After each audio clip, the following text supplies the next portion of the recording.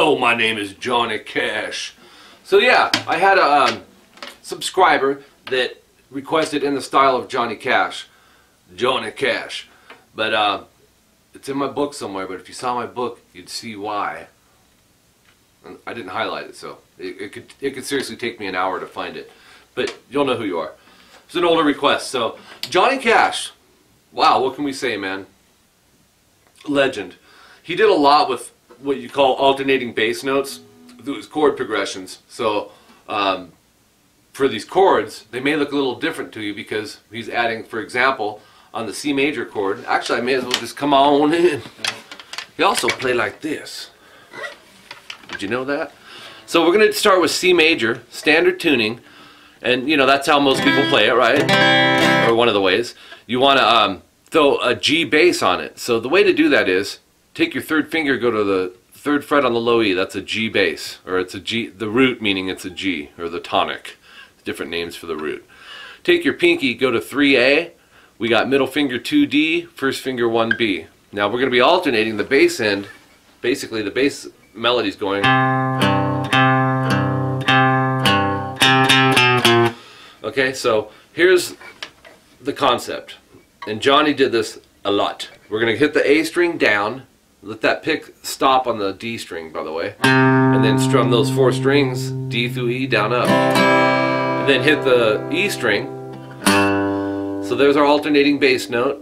You catch that on the next string, the pick, and then strum those 5 down, up. Do that 3 times.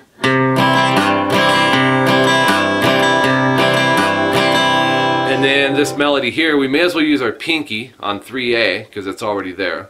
If it wasn't, I'd end up using a different finger. But play that twice. Middle finger 2A and first finger 1A. Okay, so it's a chromatic walk down.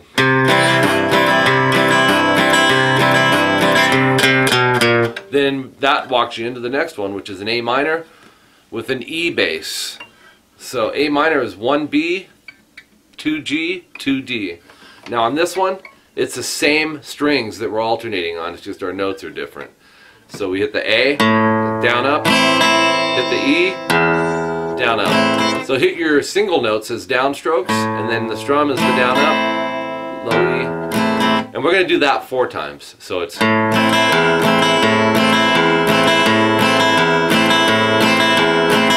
And then we got another one with an alternating bass note, and it's F major / C. But this will be the hardest of the bunch. First finger bar the first fret on the high E and the B string. Take your middle finger, go to 2G. Take your pinky, which isn't the normal finger people would use, but because we're doing this alternating bass note, we go pinky 3D, third finger 3A. You could do that, but you'll find that it's actually probably going to be harder that way. It's set up more comfortably this way. On this is important. Take your third finger, touch the low E. Don't push it down. Just touch the underneath of it to mute it in case you hit it. So actually no, we probably won't hit it, but it's a good idea to mute it anyways. So we're going to start on an F root, which is, if we play the D string, we got the F root with the pinky. So down and then down, up on the underneath 3. Play the A string, there's our C bass. Down and then down, up. Okay, so we have... And I'm just doing 2 times through on that. This is 1 time. We do that twice. Then we're going to go to G7, open position. There's no alternating, well there might be an alternating bass note, but this is how the G7 open position, you'll normally find it in a book. 3 low E, third finger, 2A middle, 1 high E. Yeah, so we'll go hit the low E, that's our G root, and then down, up, and then hit the A string, which is a B root. So we have, and then hit where your third finger is 3E. You can lift these off now and go 2 times, open A, 2A with your third finger, and then strum the C major chord. The standard way, you don't have to throw the G bass on it. Just to end it, we'll go A through high E, G7 once, and back to C. So it winds up going, or if you took it from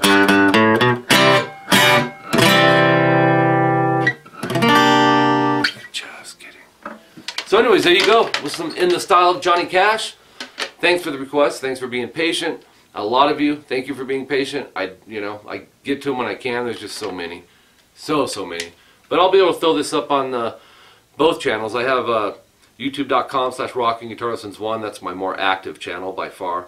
And then my In the Style of channel, which is youtube.com/rockinguitarlessons2. So, yeah, make sure you subscribe and feel free to request on both those channels. If you do have questions, let me know. I do my best to try and get answers out to you guys, and I have a few what's the word I'm looking for? Street team guys. No, just some subscriber friends that will answer some questions too, that have some knowledge on it, and I usually am able to see all of it. So if something's not right, I can jump in there. But yeah, my email is mike@rockinguitarlessons.com. The website is rockinguitarlessons.com. There's a temporary site as of today. That's changing very soon, but on that site is a page dedicated to private lessons on Skype for guitar, bass, or vocals. Me and my wife Jolene handle that. I do guitar and bass, obviously, and she's teaching vocals. Everything's there, the price breakdowns, the requirements, just everything you would need. My Skype name, though, is Rockin Guitar Lessons. That's on there as well. If you ever forget something, it's probably Rockin Guitar Lessons is the name. But not always the case. I'll tell you why in a second. But yeah, the prices, all that stuff. Check it out. We can work on whatever things you want to work on or brush up on. Or I can just help you from where you're at. Because sometimes, sometimes people don't know. They just know they want to get better. So it's like, teach me. So it's all good either way. My PayPal email, which is how most of the payments come through for the lessons on Skype and my CBT lessons and all that, is tvxpunk@aol.com. That's also, if you would like to make a donation to this channel, that's the email you would use. It's real easy. You don't have to have a PayPal account, to take lessons or anything like that. You just go to paypal.com and you use that email, make a payment, boom, and they take it off the debit card. Because I get questions on that. And I forget the guy's name. I was going to have a lesson with this youngster the other day, but he didn't know how to do it. So check with your parents, because they buy stuff off eBay, and they'll be able to show you how to do it. Okay, alright, I think I've talked about everything that I need to. Be sure to check out the whole channel. I got a lot of stuff going on, especially on the Rockin Guitar Lessons 1. Check out the CBT tutorials, which are custom video tab lessons, for those of you that are too busy to do lessons on Skype.